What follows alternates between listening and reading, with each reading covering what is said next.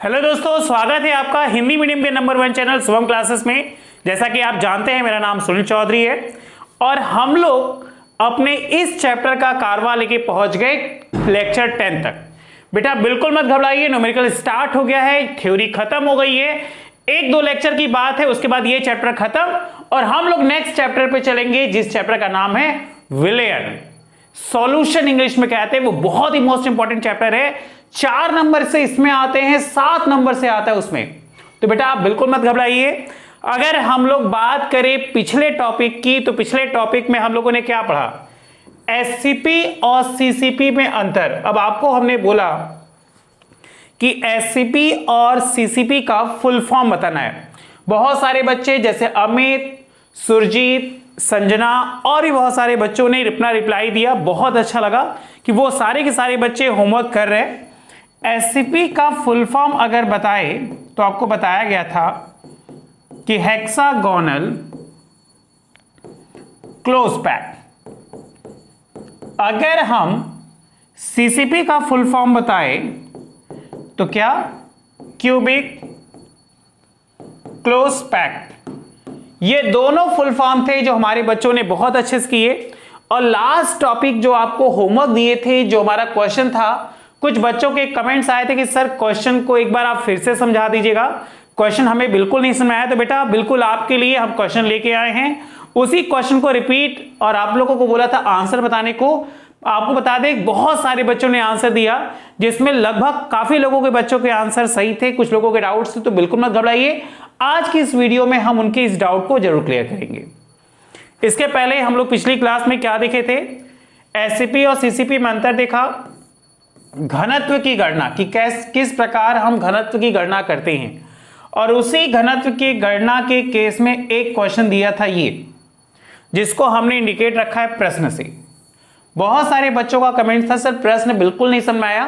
कुछ बच्चों का यहां तक भी तो कहना था सर हमें न्यूमेरिकल्स आता ही नहीं। तो बिल्कुल मत घबराइए, आप बिल्कुल सही जगह आए हैं। शुभम क्लासेस आप लोगों के लिए लाया है जीरो से हीरो का बैच, जिसमें उन सभी बच्चों को जिनको प्रॉब्लम होती है न्यूमेरिकल्स में, उन सभी बच्चों के डाउट्स क्लियर हो जाएंगे, उनके सॉल्यूशन आपको मिल जाएंगे आपको आज की क्लास में। ठीक है, इससे पहले हम कल की एक टॉपिक थी जो उसको रिपीट कर लेते हैं।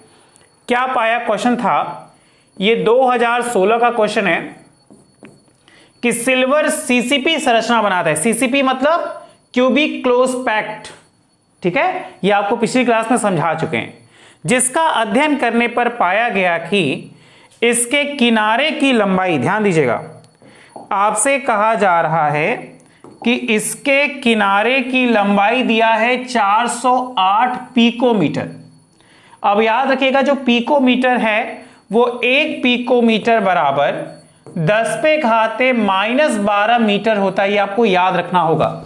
ये कुछ पैमाने हैं जिनको आपको अच्छे से याद रखने हैं। तो सिल्वर के घनत्व की गणना करें, मतलब क्वेश्चन में हम लोगों से पूछा है डी। ठीक है, अगर यहां तक किसी को कोई डाउट होगा तो बताइएगा। ओके, अगर कोई नहीं डाउट है तो आप बस अपने कमेंट में यस सर में या क्लियर सर कर दीजिएगा, हम आपकी डाउट्स को सॉल्व कर लेंगे।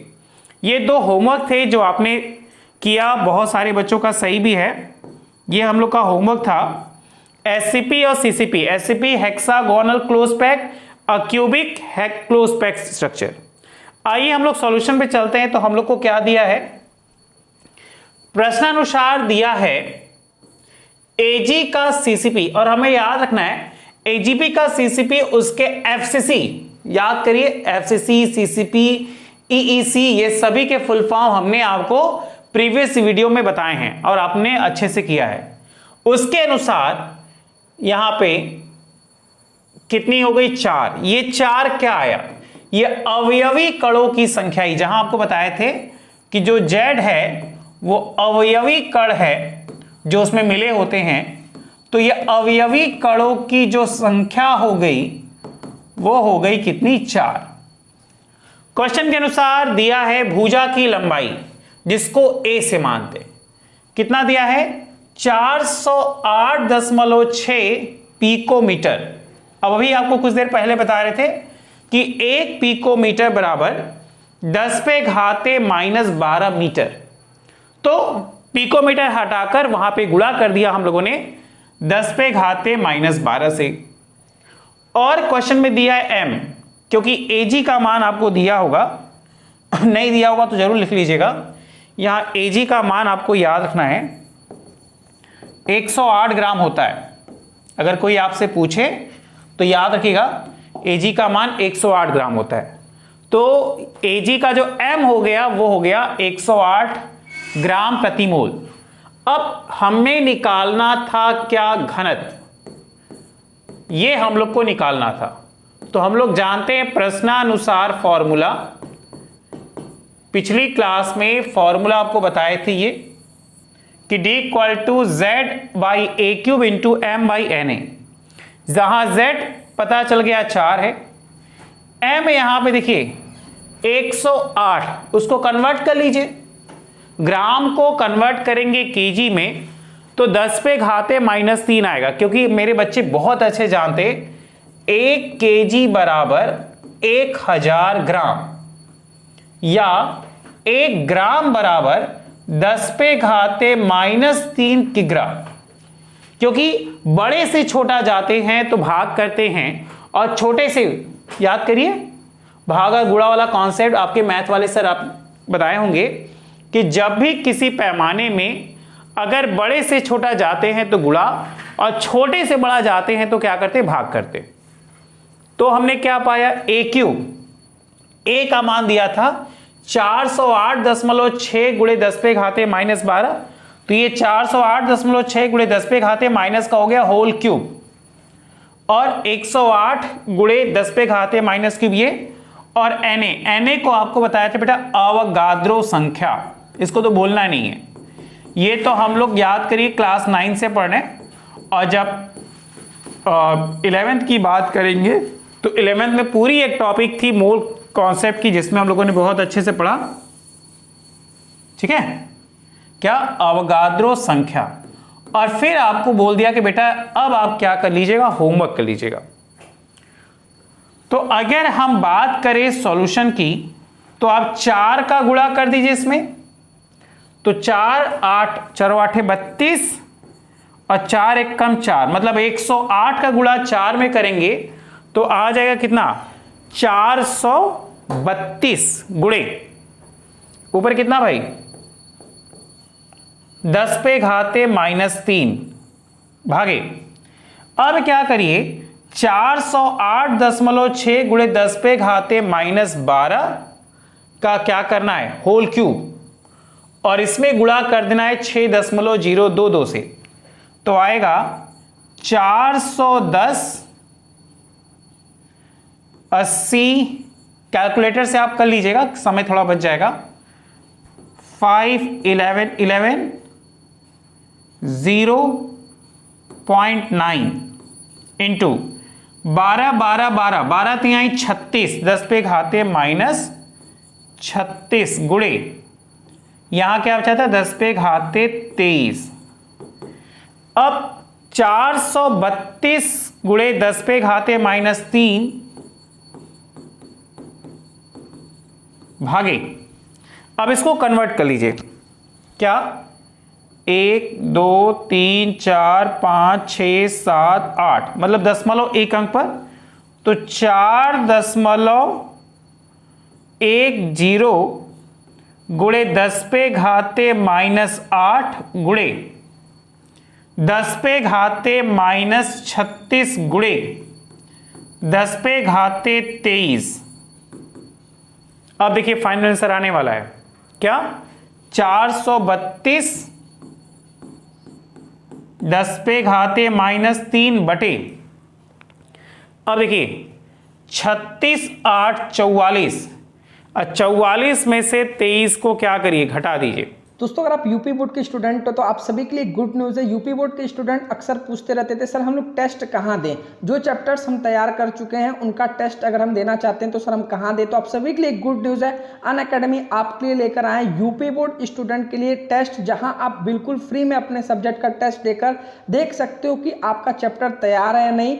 जितने भी स्टूडेंट क्लास 9 से 12 तक के हैं वो हर शनिवार और रविवार को अपना टेस्ट दे सकते हैं, और इसके लिए आपको कोई फीस देने की जरूरत नहीं है, बिल्कुल फ्री ऑफ कॉस्ट है। जितने भी स्टूडेंट देख रहे हैं, मैंने डिस्क्रिप्शन में आपको लिंक प्रोवाइड किया, आप जिस भी क्लास पे हो उस पर क्लिक करके जाओ और अपना टेस्ट देना शुरू करो। लेकिन आप जाओगे तो वहां से आपसे एक कोड मांगेगा, आप जैसे शुभम UP10 डालोगे, आप यूपी बोर्ड के स्टूडेंट हो तो ये क्लास आपके लिए बिल्कुल फ्री में ओपन हो जाएगा और आप सभी सब्जेक्ट का टेस्ट बिल्कुल फ्री में दे सकते हो। तो आप जिस भी क्लास में हो, मैंने डिस्क्रिप्शन में कमेंट बॉक्स में दोनों जगह लिंक प्रोवाइड किया, उस पर क्लिक करके आप टेस्ट में पार्टिसिपेट करो और अपने बोर्ड एग्जाम की तैयारी को और मजबूत करो। अगर हम बात करेंगे -8 -36 -44, अब इसमें से +23 माइनस कर लीजिए, तो 4 में से 3 गया 1 और 4 में से 2 गया 2, तो ये आपका हो गया कितना +21, उसको भेज दीजिए ऊपर। तो 4.10 यहां पे आया आपका, गुणे 10 पे घाते 21। अब इस 21 को ऊपर भेजेंगे, सॉरी -21 ना, क्योंकि माइनस वाला बड़ा है, -21। अब ये माइनस को ऊपर भेजेंगे तो प्लस हो जाएगा क्या? और थोड़ा सा ऐसे कर लेते हैं, जगह मिल जाएगा आपको।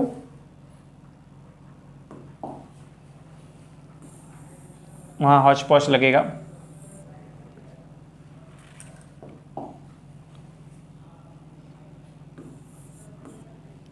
(432 गुणे 10 पे घाते -3 भागे 4.10 गुणे 10 पे घाते 21। अब 21 में से 3 को घटा दीजिए, तो 432 बटा 4.10 गुणे 10 पे घाते +18। अब 432 में आप भाग दीजिए 4.10 का, तो आएगा 10.53 गुणे 10 पे घाते 18। ये हो जाएगा आपका फाइनल आंसर। जिन बच्चों को नहीं समझ में आया एक बार याद कर लीजिए, क्वेश्चन में घनत्व की गणना बोला था, प्रश्नानुसार फॉर्मूला हम लोग देखे D = Z/A³ × M/NA। अब उस क्वेश्चन को सॉल्व किया तो हम लोगों ने क्या पाया? हम लोगों ने पाया कि 4/408.6 गुणे 10 पे घाते -12 का होल क्यूब इंटू इतना। अब इस पूरे का सॉल्यूशन आया इतना, यहां पे इन घात को एक साथ ले लिए, इसको क्या कर दिया, दशमलव को कन्वर्ट करने के लिए 8 अंक पीछे आ गए, तो यहां पे 10 पे घाते -8, 10 पे घाते -36 और 10 पे घाते 23।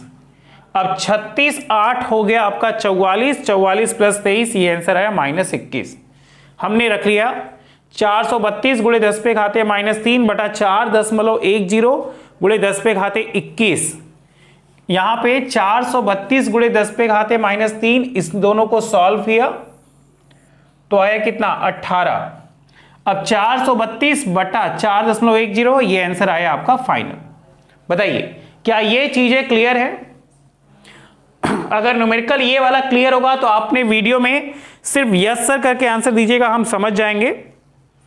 और जैसा कि हमने बोला था कि लास्ट टॉपिक जो हमारी थी वो थी क्रिस्टल तंत्र, ठीक है।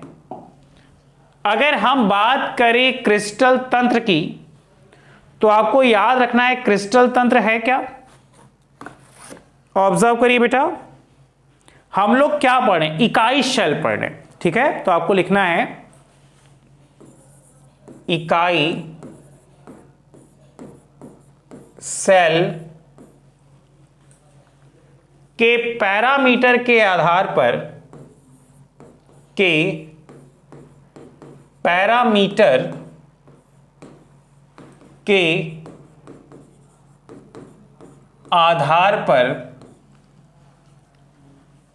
आधार पर 7 प्रकार, ठीक है। क्या होता है? 7 प्रकार के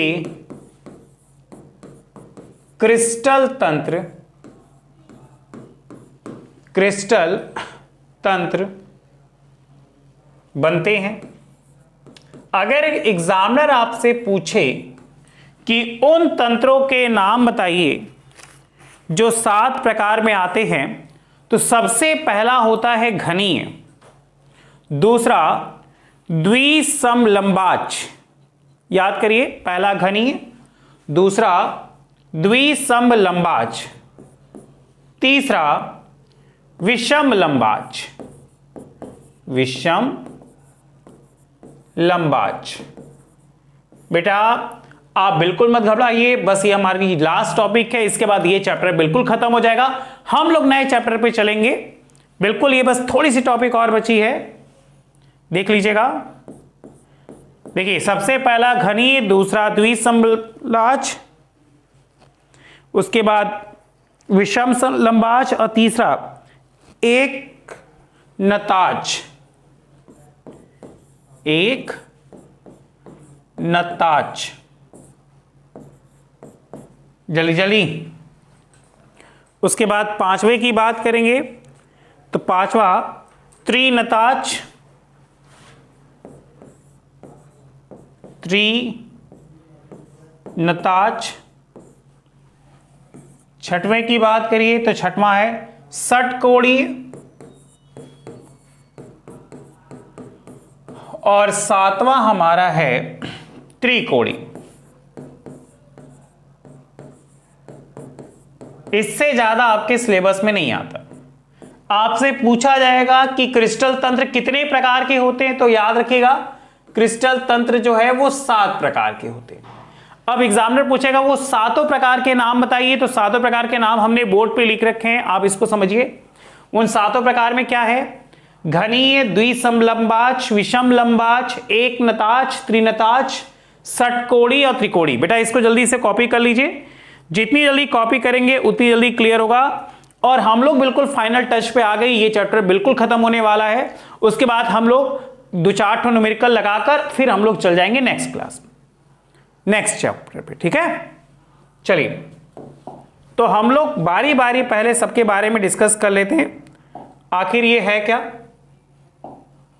देखिए अगर हम लोग बात करते हैं तो याद रखेगा सबसे पहला प्रकार है, क्या नाम था? घनीय।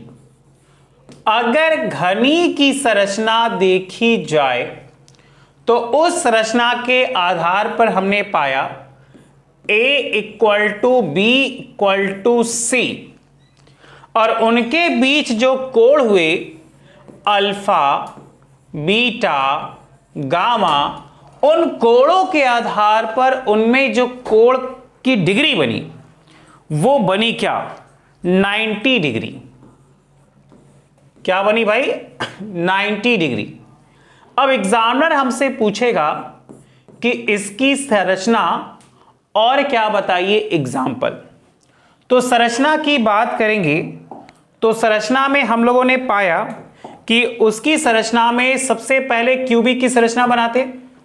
तो क्यूबिक की संरचना का एक छोटा सा फंडा बताया था कि बेटा आप ऐसे ब्लॉक्स बना लीजिए।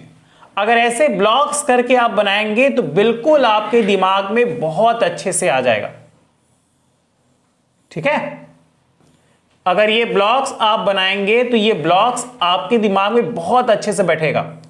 ये हमारी है किसकी? घनी की संरचना। एग्जामिनर हमसे घनी की संरचना में पूछेगा कि उनकी भुजाएं बताइए, तो आपको याद उनकी भुजाओं में A = B = C होता है। दूसरा उनके बीच का कोण, तो उनके बीच के कोण में जैसे आपको याद होगा, अगर आपके सर ने आपको बताया होगा, तो भुजाएं जो हैं वो ये इंडिकेट करती हैं, ये। अगर उनके बीच का कोण की बात करेंगे तो ये इनके बीच का कोण है, तो इनके बीच के कोण की लंबाई हमेशा फिक्स होती है 90 डिग्री, तभी वो घनी कहलाते हैं। और एग्जाम्पल में बात करें तो सबसे अच्छा जो 2017 में आया था NaCl। NaCl example is the best. किसका? घनी क्रिस्टल तंत्र का, क्योंकि हमने पाया कि हम लोग के पास टोटल जो है वो 7 प्रकार के क्रिस्टल तंत्र होते हैं और सबसे पहला ही क्रिस्टल तंत्र हमारा घनी क्रिस्टल तंत्र।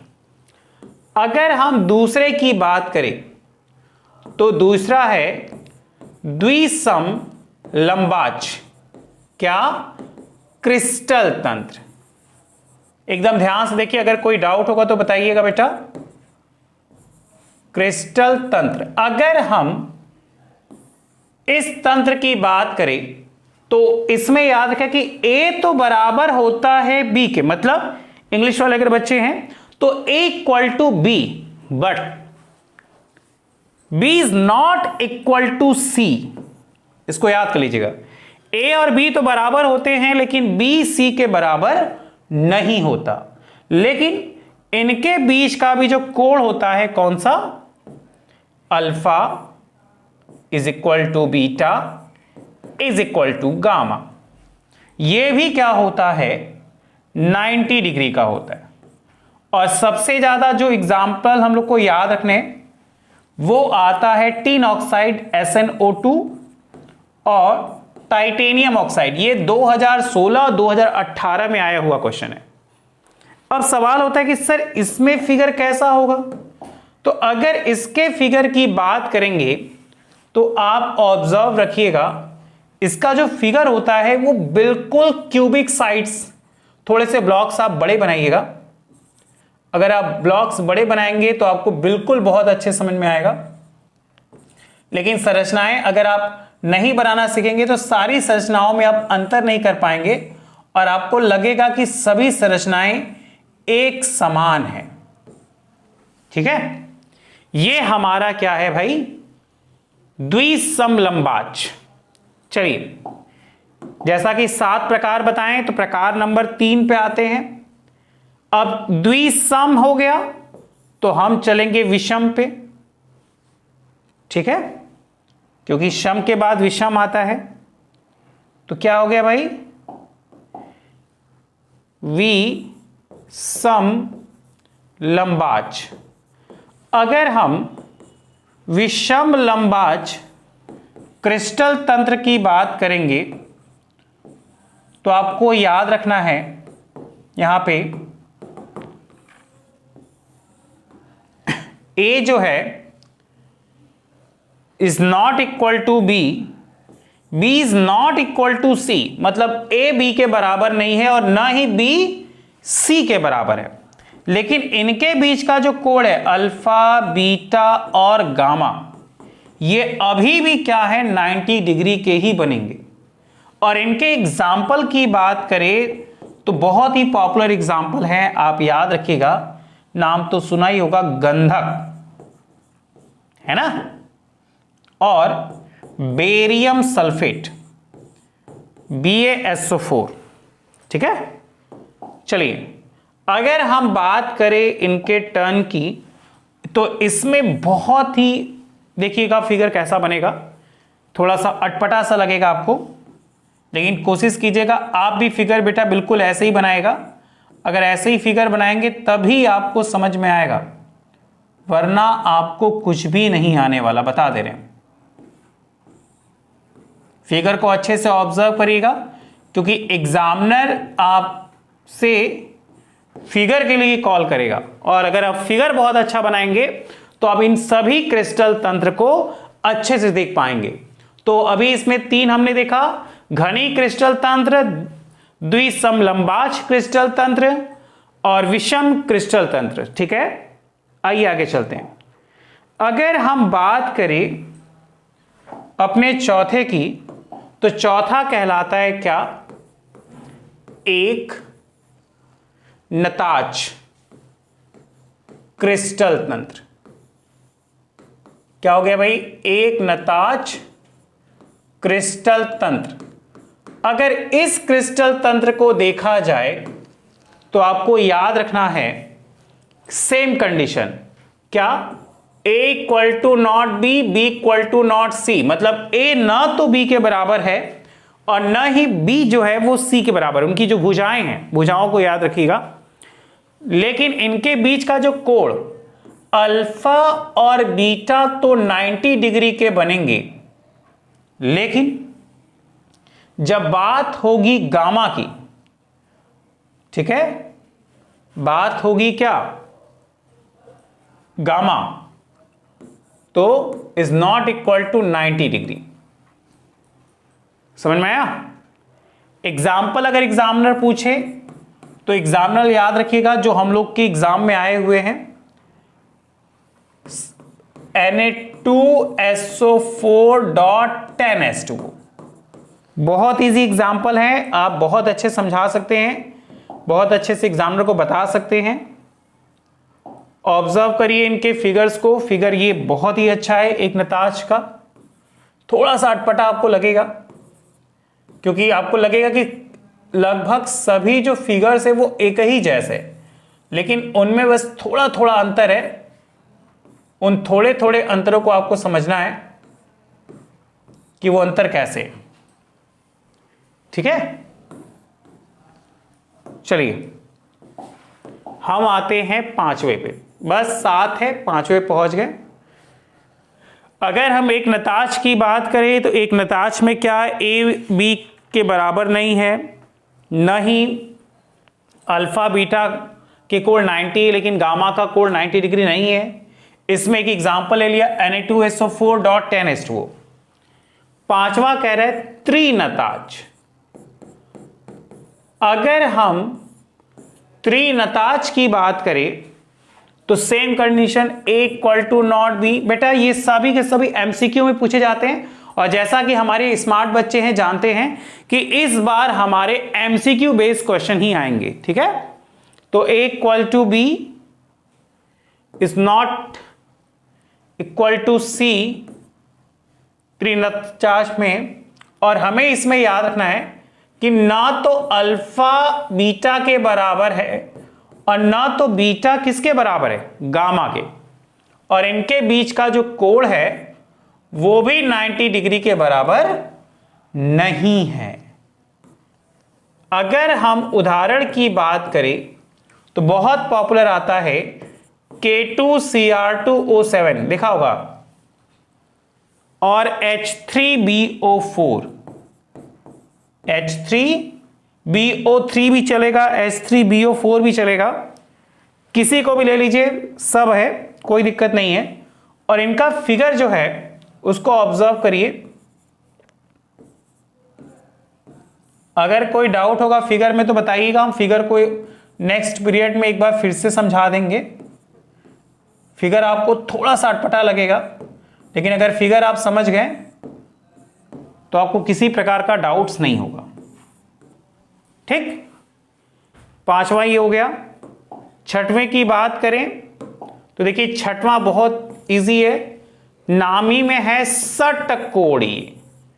षटकोणीय क्रिस्टल तंत्र। अगर हम षटकोणीय क्रिस्टल तंत्र की बात करें तो साफ साफ इसमें देखा गया कि 6 होंगे। मतलब आपको फिगर ऐसा बनाना है कि उसमें 6 आने चाहिए, और उसमें याद रखना है कि अल्फा बीटा तो 90 डिग्री का होगा, लेकिन जो गामा है वो 120 डिग्री का होना चाहिए। और इसका एग्जाम्पल बहुत ही अच्छा, मैग्नीशियम और जिंक।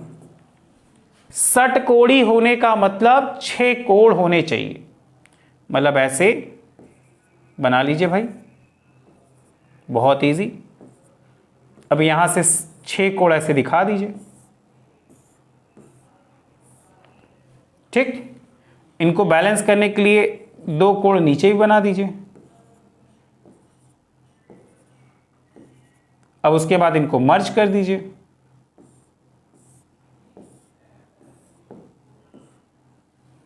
ठीक है,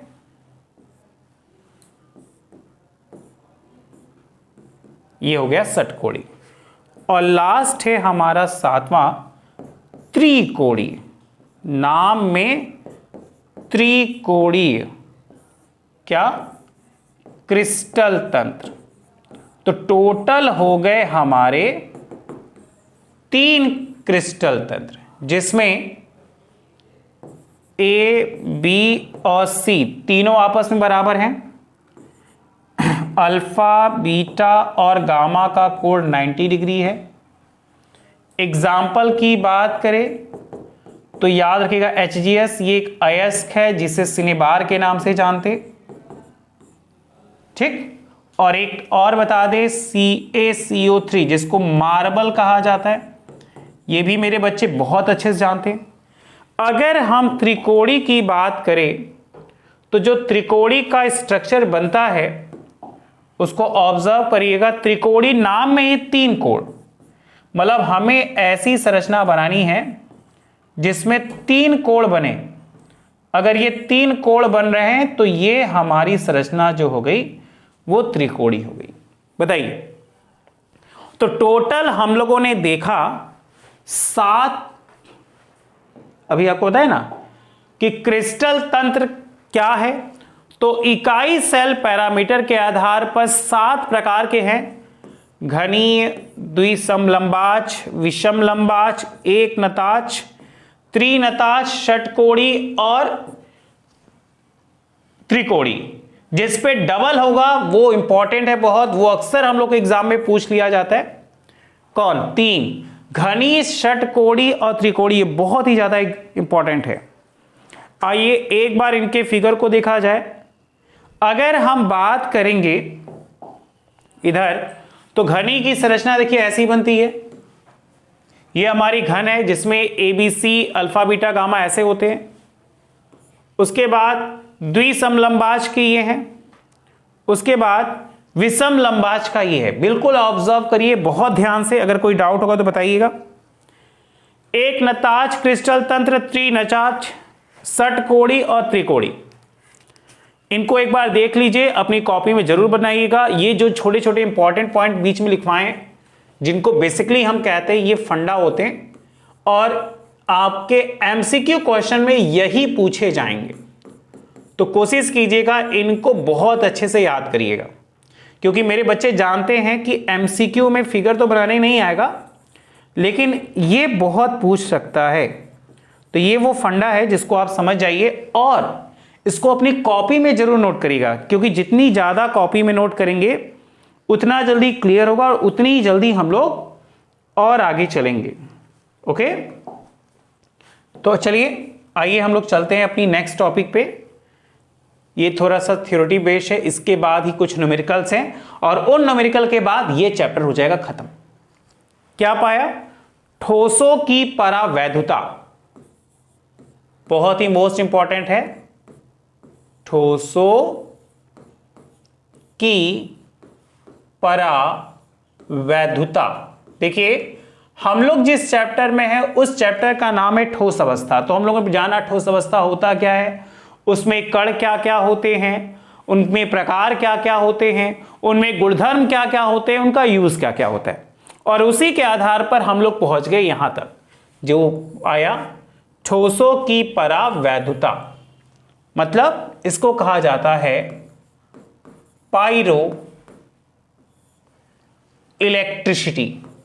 अगर कोई इंग्लिश वाला बच्चा होगा तो इसको जरूर नोट कर लीजिएगा बेटा कि इसे इंग्लिश में पायरो इलेक्ट्रिसिटी के नाम से भी जानते हैं। ठीक है, क्या पाया इसके अंतर्गत पायरो इलेक्ट्रिसिटी में कि प्रकृति में कुछ ठोस, प्रकृति में कुछ ठोस, अब आपको बताया कि प्रकृति में तो तीनों पदार्थ हैं, ठोस भी है, द्रव भी है, गैस भी है, लेकिन हम लोग किस पे हैं? हम लोग ठोस अवस्था पे। तो प्रकृति में कुछ ठोस क्रिस्टलीय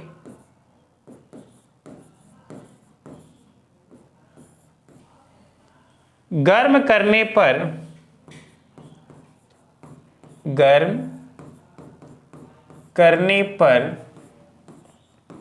या ठंडा करने पर, अब या तो उनको गर्म करेंगे और या तो उनको ठंडा करने पर, ठंडा करने पर अस्थाई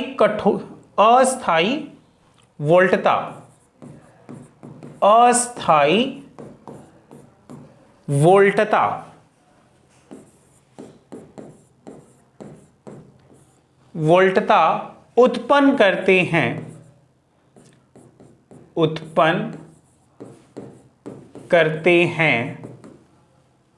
इस गुण को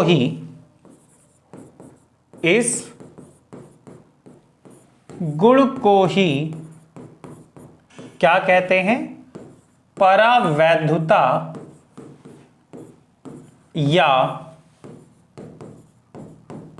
पायरो इलेक्ट्रिसिटी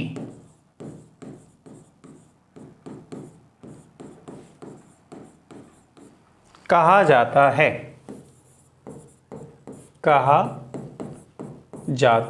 है। अब इसमें हम लोग को पढ़ना है नोट, और ये नोट हम लोग पढ़ेंगे क्या? नेक्स्ट क्लास में। लेकिन नोट नेक्स्ट क्लास में पढ़ने से पहले आपको होमवर्क जाने होंगे कि एक एक उदाहरण दीजिए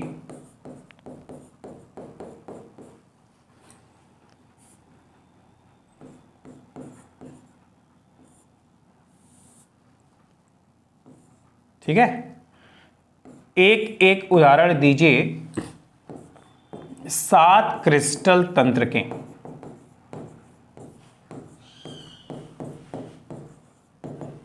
क्वेश्चन को एक बार समझ लीजिए। हम लोग का होमवर्क क्या है?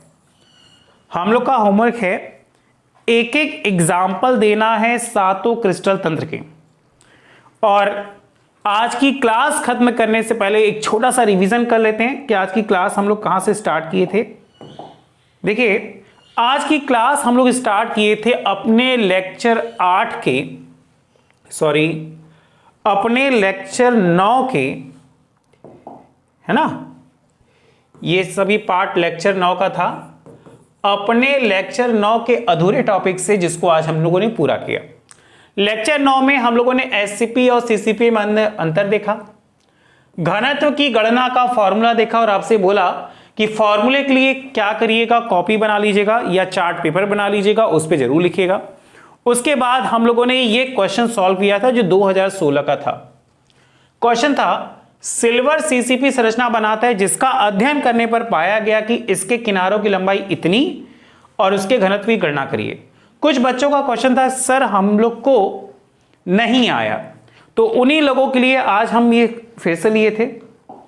उसके बाद हम लोग जब आगे बढ़े तो पाया कि जिसमें एजी का सीसीपी और एफसीसी 4 था, भुजा की लंबाई इतनी थी और द्रव्यमान इतना था, तो घनत्व का फॉर्मूला हो गया D = Z/A³ × m⁴ Na। इसको सॉल्व करने पर जो फाइनल आंसर आया इतना आया। बहुत सारे बच्चों का ये आंसर आया था, ये देखकर बहुत अच्छा लगा, जिसमें ज्यादातर संजना, सुरजीत और सरकार और ईशा, बहुत सारे ऐसे बच्चे थे जिन्होंने कमेंट्स किया और सभी के सभी आंसर बहुत अच्छे थे। ठीक है, उसके बाद जब हम लोग और आगे बढ़े तो हम लोगों ने आज की अपनी टॉपिक से स्टार्ट किया जिसको नाम दिया था क्रिस्टल तंत्र। अगर हम बात करें क्रिस्टल तंत्र की तो हम लोगों ने क्या पाया कि काई सेल के पैरामीटर के आधार पर टोटल 7 प्रकार के क्रिस्टल तंत्र होते हैं। घनीय, द्विसमलंबाच, विषमलंबाच, एक तनाच, त्रिनाच, षटकोणी और त्रिकोणी। इन पे ज्यादा फोकस करिएगा जिस पे डबल टिक है। ये हम लोग के बोर्ड एग्जाम में बहुत ज्यादा पूछे गए हैं। ठीक है, इनकी संरचना को देखा जाए तो हम लोगों ने पाया कि घनीय क्रिस्टल तंत्र की संरचना इस प्रकार होती है। उसके बाद द्विसमलंबाच की संरचना इस प्रकार होती है, विषम लंबाच की संरचना इस प्रकार होती है। कोशिश करिएगा इनके नोट्स और एग्जाम्पल बहुत अच्छे से आपको याद होने चाहिए। अगर ये आपको बहुत अच्छे से याद है तो समझ जाइए आपका एमसीक्यू अगर इस बेस पे होगा तो बहुत अच्छा होगा। ठीक है, उसके बाद हम लोग और आगे बढ़े तो हम लोगों ने पाया कि 4 यहां थे, एक नताच, त्रिनताच, षटकोणी और त्रिकोणी। कोशिश करिएगा इनके भुजा की लंबाई और कोण तो बहुत ही अच्छे से याद होना चाहिए। अगर भुजा की लंबाई और कोण याद हो गया तो समझ जाइए आधा से ज्यादा आपका आंसर सॉल्व हो जाएगा। और उसके बाद लास्ट टॉपिक आज के क्लास की हम लोगों ने क्या देखी, ठोसों की परावैद्युता, जिसको इंग्लिश में कहा जाता है पायरो इलेक्ट्रिसिटी। देखिए बेटा क्या कहा कि प्रकृति में कुछ ठोस क्रिस्टली गर्म करने पर या ठंडा करने पर अस्थायी वोल्टता उत्पन्न करते हैं, इस गुण को ही कहा जाता है क्या? पायरो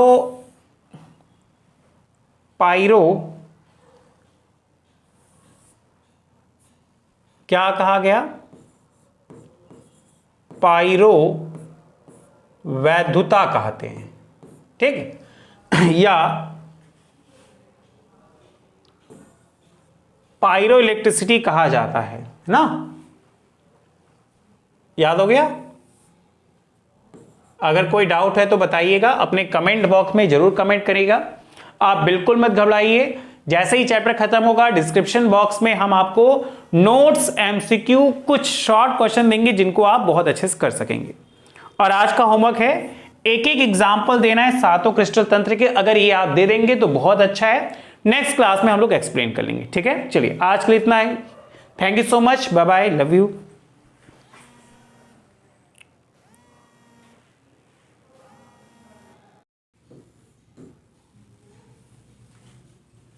इसको भी बना देते हैं, चैलेंज खत्म हो जाएगा। उसमें जूम पे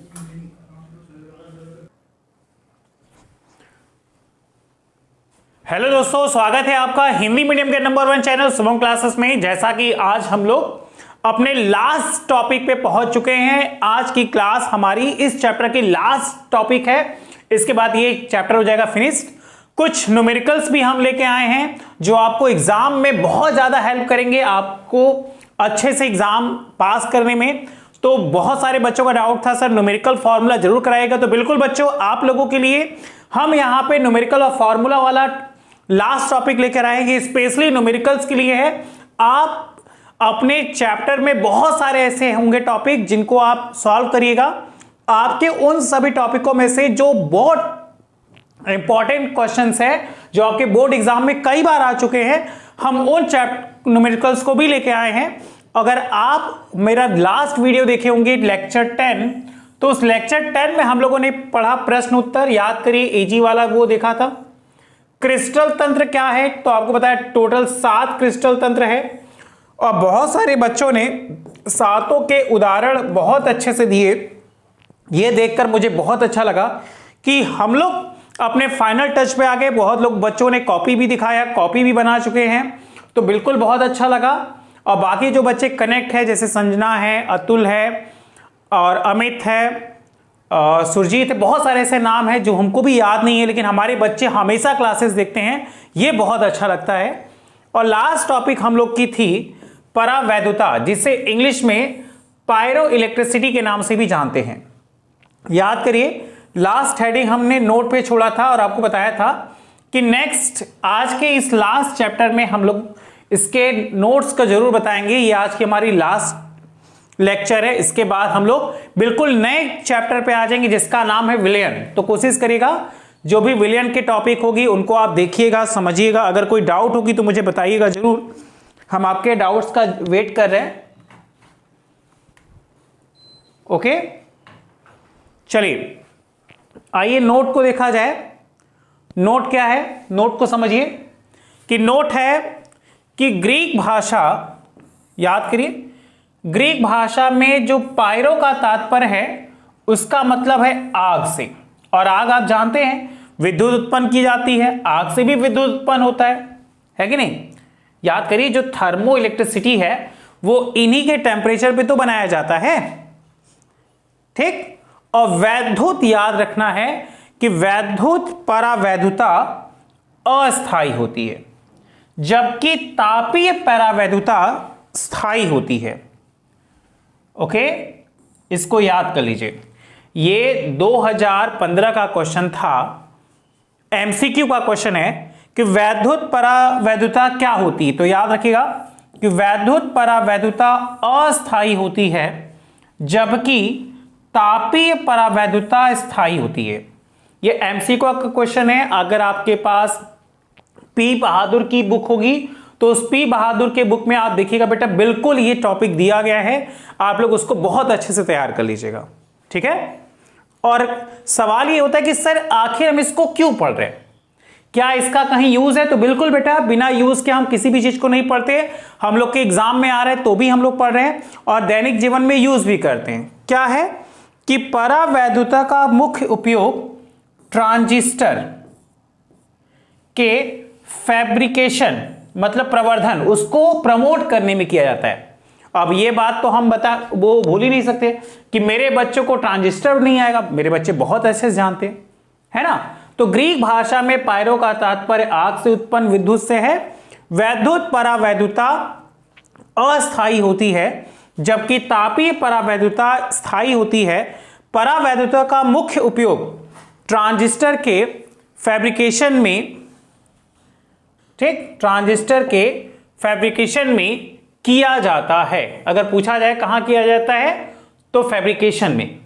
अब हम लोग अपनी एग्जाम्पल के बाद न्यूमेरिकल्स पे आ जाएंगे। एग्जाम्पल है हमारा सबसे पहले, ये देखिए GaNCsNO3 और PbF। याद करिए, एक ये वर्ड सुना होगा PbC, इसी का बड़ा भाई है। PbC का फुल फॉर्म पॉलीवाइनिल क्लोराइड था और PvF का फुल फॉर्म है पॉलीवाइनिल फ्लोराइड। थ्योरी हो गई आज से पूरी फिनिक्स, चैप्टर हो गया फिनिश्ड। हम कुछ न्यूमेरिकल्स लेके आए हैं जो हमारे बोर्ड एग्जाम में पूछे गए हैं, हम बार बार कह रहे हैं। और आप सभी को इसका नोट्स जरूर बनाइएगा, क्योंकि जितना नोट्स बनाएंगे उतना ज्यादा अच्छा होगा और उतना ही जल्दी हम लोग आगे बढ़ेंगे। आइए बच्चा न्यूमेरिकल की बात करें। न्यूमेरिकल्स नंबर 1, मेरे बच्चे बिल्कुल तैयार न्यूमेरिकल सॉल्व करने के लिए, क्योंकि बहुत सारे क्वेश्चन थे कि सर न्यूमेरिकल आप जरूर कराइएगा। तो बिल्कुल बेटा न्यूमेरिकल हम जरूर कराएंगे, उसके लिए बिल्कुल एकदम परेशान मत होइए। कहा गया एक यौगिक A और B घनी संरचना जिसमें, अगर घन की बात करें तो मेरे बच्चे घन बहुत अच्छे से बना ले रहे हैं। कुछ इस प्रकार का घन होता है,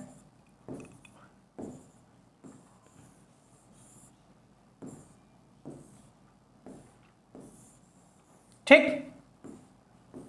क्या पाया? A और B घनी संरचना जिसमें A परमाणु, ध्यान दीजिए, घन के कोनों पर है। कोने कितने होते हैं? ये देखिए 1 2 3 4 5 6 7 8।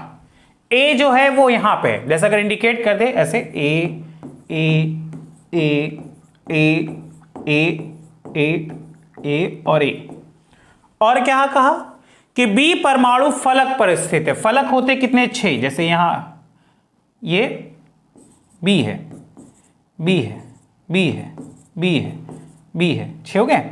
1 2 3 4 5 5 ही दिख रहे हैं, कहां गया? एक पीछे है, ये लो। तो A जो है वो कोनों पर है, B जो है वो फलक पे है। तो इस अनुसार अतः हम जानते हैं कि, आप भी जान जाएंगे, क्या जानते हैं? A जो है वो कोनों पर है, कोनों की संख्या कितनी हो गई? 8। A हो गया 8। अब 8 को 8 से काट दीजिए, कितना आया? 1। B फलक पे है। अब फलक हम लोग कितना जानते हैं? फलक हम लोग जानते हैं 6। तो 1/2 गुणे 6 3। A के सामने क्या आया? 1 और B के सामने आ गया 3। तो अतः सूत्र याद करिए, आपको बोलानुपाती सूत्र वाले की तरह भी याद होगा, A B3 होगा। ये हो गया हमारा आंसर। बहुत इजी है क्वेश्चन। कहा ये क्वेश्चन नंबर 1 है। टोटल 6 क्वेश्चन करवा देते हैं। अगर आपको और भी डाउट होगा तो कमेंट बॉक्स में जरूर कमेंट करिएगा, हम उसको वहां जरूर बता देंगे, ठीक है। क्या पाया कि एक यौगिक A और B से घनी संरचना जिसमें A परमाणु घन के कोने पे, दिखा दिया कि A जो है वो घन के कोनों पर है, B जो है वो फलक पे, फलक बीच वाले को कहते हैं। तो यौगिक का सूत्र बताइए। तो सूत्र के लिए हम लोगों ने जाना कि A कोना है तो 1/8 गुणे 8 1 हो गया। फलक तो 1/2 गुणे 6 आ गया 3। तो फॉर्मूला हमसे पूछा है, फॉर्मूला हो गया AB3।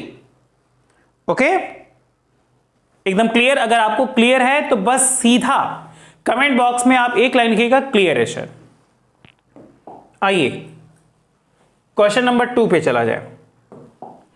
अगर हम क्वेश्चन नंबर 2 की बात करें तो क्वेश्चन नंबर 2 क्या कह रहा है कि सोना FCC संरचना में पाया जाता है।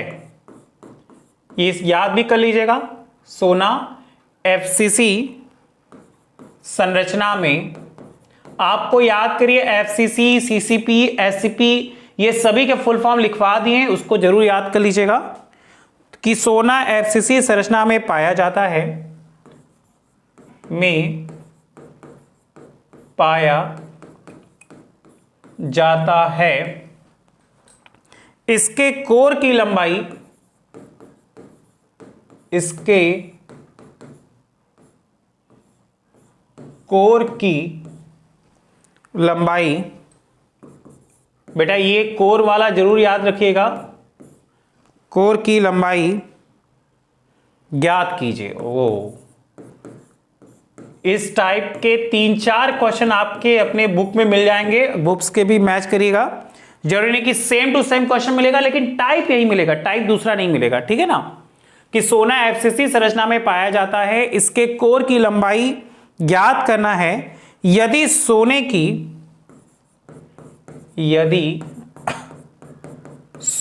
की परमाणवीय त्रिज्या, परमाणवीय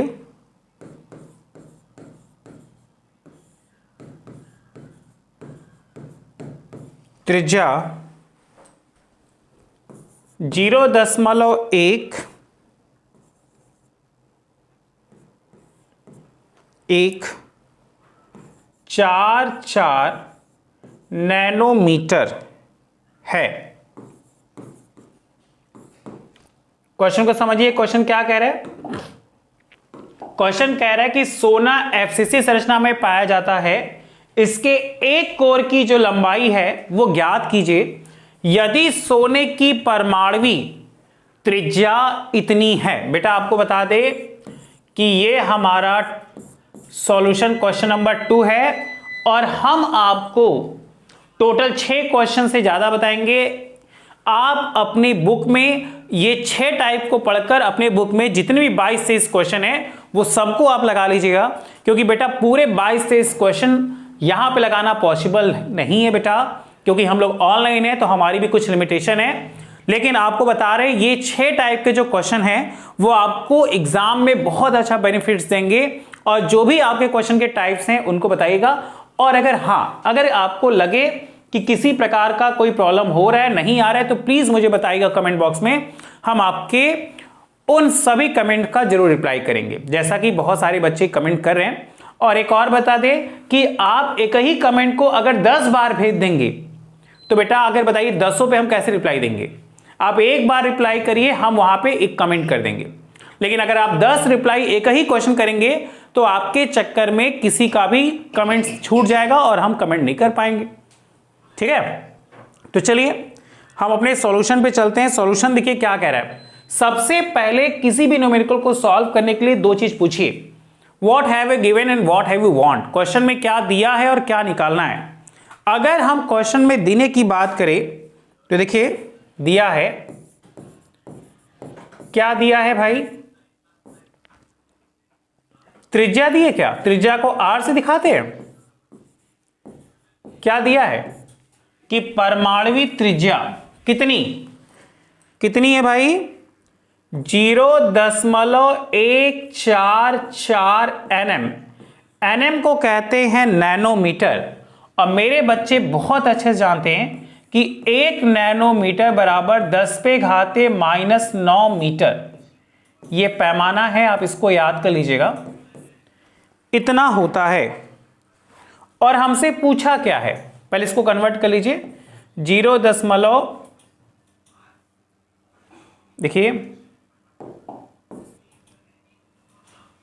क्या दिया है 0.144 गुणे 10 पे घाते -9 मीटर, नैनोमीटर से मीटर बना लिया।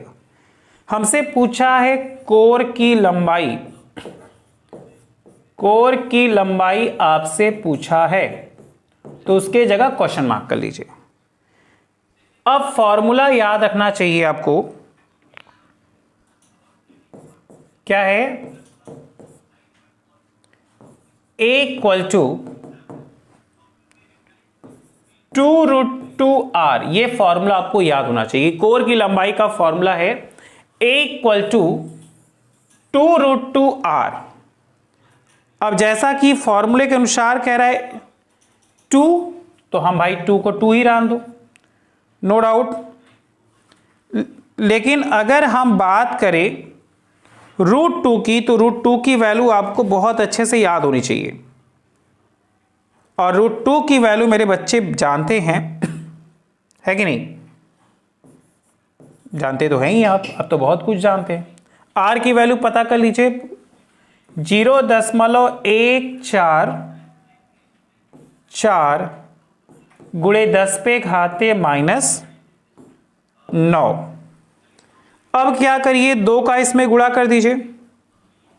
अब इस 2 का गुणा इसमें करेंगे तो हो जाएगा 0.288 गुणे √2 गुणे 10 पे घाते -9। ओके, अब क्या कर रहे हैं, इसका सॉल्यूशन देना है, और सॉल्यूशन आपका हो जाएगा होमवर्क। कोशिश कीजिएगा जो भी आप आंसर दीजिएगा तो ऐसे लिखिएगा, आंसर नंबर 1 का ये है, आंसर नंबर 2 आपका ये है। अगर ऐसे देंगे तो हमें भी सॉल्व करने में बहुत अच्छा लगेगा, और हमारे सभी बच्चे इस चीज को बहुत अच्छे से कर लेंगे। ठीक है बच्चों, अगर आपको ये ठीक लगा, दूसरा न्यूमेरिकल बिल्कुल समझ में आया, जैसा ही दूसरा न्यूमेरिकल एक रिवीजन कर ले कि एक यौगिक A और B से घनी संरचना जिसमें A परमाणु घन के कोनों पर, आप देख सकते हैं ये जो A परमाणु है वो घन के कोनों पर है, B वाला जो है वो फलक पे है, तो फॉर्मूला आया A कोनों है तो 1/8 गुणे 8 1 आया, फलक बात करेंगे बीच में तो सूत्र यहां से निकल गया AB3। और अगर हम दूसरे क्वेश्चन की बात करें तो दूसरा क्वेश्चन क्या कह रहा है कि सोना FCC संरचना में पाया जाता है, इसके कोर की लंबाई ज्ञात करना है।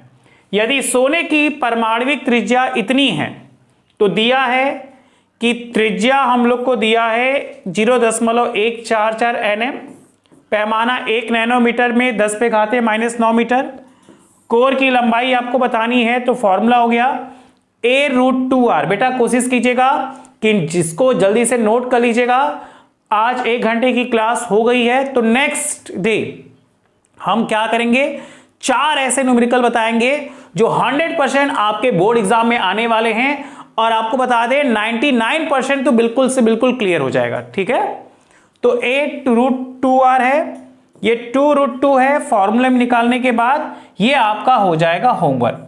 और उम्मीद करते कि हमारे बच्चे हमारे होमवर्क को जरूर पूरा करते और जरूर करेंगे। ठीक है, तो आज के लिए इतना ही, thank you so much, bye bye.